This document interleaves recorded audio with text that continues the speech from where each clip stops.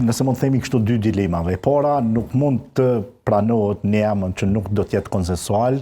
edhe ajo që më bëri përshtypjen, ndoshta mundem me thonë me kështu pak ndoshta edhe me ironi, Albin Kurti, Vjosa Osmani po e kërkon postin e presidentes, në ndërkohë nuk e jep profilin e Facebookut. Domethënë që për çfarë çështje kemi ne probleme në shtet, domethënë ne ish presidente që as Facebookun nuk e dorëzon, për shkak se është profil ndoshta zyrtar, është i shtetit Kosovës, me gjithë ato 5 vjet që kanë mujt të ndodhin. Zyrtar apo jo. Ajo lidhja me faqen e presidentes duhet të shuhet shidjun, por kjo do admirimi me Kosovën, kur njerëzit po shkruajnë nona për Facebook. Prandaj ajo çfarë mendoj është se mund të kemi zgjedhje në rast se subjektet politike opozitare nuk e kanë një emër që në fakt duhet jetë i pranueshëm për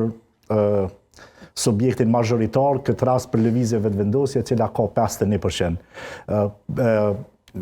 Hapin e parë, nëse mund të themi, fillimisht e ka bërë kryeministri Kurti, atëherë kur kërkonte emrat nga dy subjektet politike që janë më të mëdha në skenën tonë, që është PDK dhe Lidhja Demokratike, në fakt ndoshta s'ka pas nevojë me thirrë sepse ajo ashtu ka pak numra. Prandaj po mendoj që në rast se do të vijë një emër që mund të jetë, siç e thatë edhe në fillim, ndoshta nga bota akademike, nga profile të ndryshme